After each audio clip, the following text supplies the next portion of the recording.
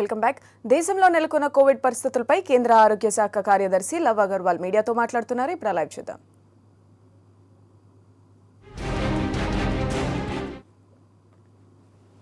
Covid को manage करना है तो कौन कौन से हमारे फोकस एरियाज होने चाहिए, इन फोकस एरिया में पहले महीने में, दूसरे महीने में, तीसरे महीने में किन किन चीजों पर हमें क्या काम करना चाहिए, एक टेम्पलेट बनाकर साथ में स्टेट गवर्नमेंट के ऑफिशियल्स के साथ हमने उस टेम्पलेट को उनके साथ डिस्कस भी किया,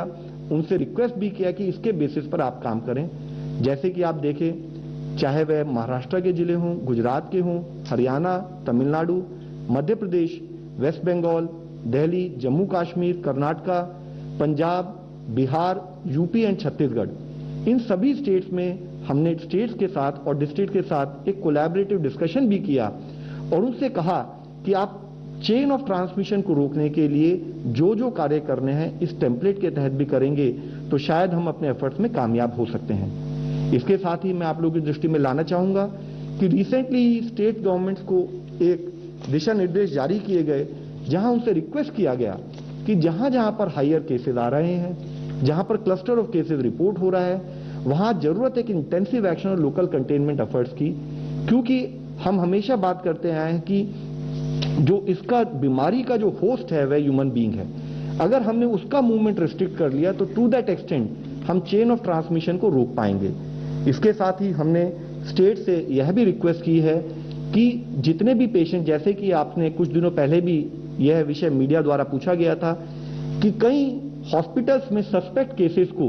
वह एडमिट नहीं कर रहे हैं, तो हमने रीट्रेट किया कि हमारी क्लिनिकल मैनेजमेंट की जो टेक्निकल सपोर्ट गाइडलाइंस जो कि स्टेट्स को हमने इससे पहले भी पिछले साल भी प्रोवाइड की थी,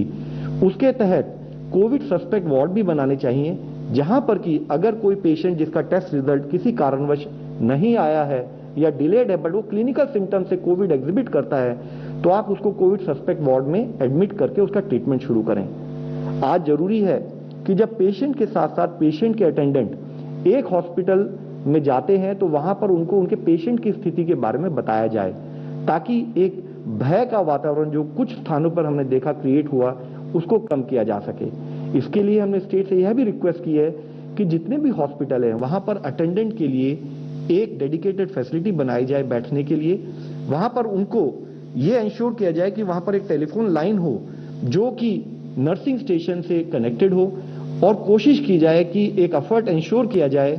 कि एक सीनियर डॉक्टर दिन के एक नियमित समय पर वहां पर आकर उस हॉस्पिटल में जो पेशेंट एडमिट है उनकी स्थिति के बारे में अपने अटेंडेंट्स को वो बताएं और जरूरत हो सके फीजिबल जितना हो डिपेंडिंग ऑन पेशेंट कंडीशन वह यह भी इंश्योर करें कि जितने भी अटेंडेंट हैं जो वहां हॉस्पिटल में आए वो अपने पेशेंट से बात भी कर सके, either through a audio call और थ्रू ए वीडियो कॉल। साथ ही एक मेजर इशू हम लोगों के सामने रहा है कि हमने इनिशियल स्टेजेस ऑफ पेंडेमिक में ही यह पाया था कि ऑक्सीजन सपोर्टेड बेड्स एक मेजर क्लिनिकल इंटरवेंशन है और उसके साथ ही पिछले साल ही हम लोगों ने करीब 1,02,400 ऑक्सीजन सिलेंडर नेशनल लेवल पर प्रोक्योर कर स्टेट्स में डिस्ट्रीब्यूट किए थे। नेशनल फार्मास्यूटिकल प्राइसिंग अथॉरिटी ने पिछले साल ही, इससे पहले जबकि हमने गैसियस मेडिकल ऑक्सीजन के प्राइसेस को कैप किया था, उन्होंने लिक्विड मेडिकल ऑक्सीजन के प्राइसेस को भी कैप किया। साथ ही हमने यह इंश्योर करने के लिए कि खासकर कि जो और प्रांत है जहां पर फिजिबिलिटी ऑफ लैंड अगर स्टेट हमें देती है तो वहां पर हम पीएसए प्लांट लगाएं जिससे कि लोकली ऑक्सीजन का प्रोडक्शन हो सके। उसके तहत 162 प्लांट्स भी देश में सैंक्शन किए गए, जिसमें से 52 प्लांट अब तक इंस्टॉल हो चुके हैं, 87 प्लांट डिलीवर हो चुके हैं और त्वरित गति से उन प्लांट्स की कमीशनिंग का कार्य भी चल रहा है। प्रेशर स्विंग एब्जॉर्प्शन जो ये प्लांट पीएसए प्लांट जिनको हम कहते हैं, इनसे हमें इन सिटू जनरेशन ऑफ ऑक्सीजन यानी कि हॉस्पिटल स्थाई पर ही ऑक्सीजन जनरेशन की एक फैसिलिटी मिल सकती है। साथ ही हम स्टेट से on a regular basis not only ministry of health, DPIIT और रिलेटेड ऑर्गेनाइजेशंस इंक्लूडिंग एमएचए के साथ मिलकर